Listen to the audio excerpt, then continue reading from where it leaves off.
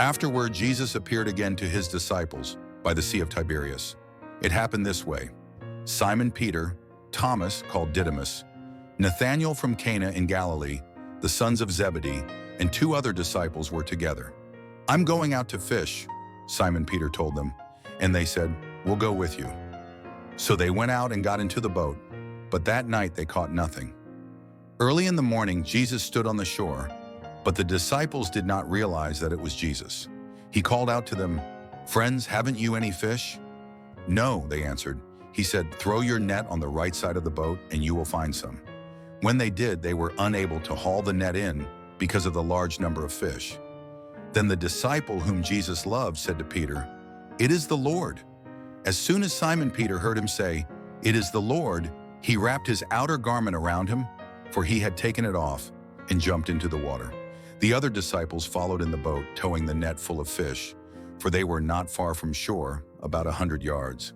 When they landed, they saw a fire of burning coals there with fish on it and some bread. Jesus said to them, "Bring some of the fish you have just caught." Simon Peter climbed aboard and dragged the net ashore. It was full of large fish, 153, but even with so many, the net was not torn. Jesus said to them, "Come and have breakfast." None of the disciples dared ask him, "Who are you?" They knew it was the Lord. Jesus came, took the bread, and gave it to them, and did the same with the fish. This was now the 3rd time Jesus appeared to his disciples after he was raised from the dead. When they had finished eating, Jesus said to Simon Peter, "Simon, son of John, do you truly love me more than these?" "Yes, Lord," he said, "you know that I love you." Jesus said, "Feed my lambs." Again Jesus said, "Simon, son of John, do you truly love me?" He answered, "Yes, Lord, you know that I love you." Jesus said, "Take care of my sheep." The 3rd time he said to him, "Simon, son of John, do you love me?"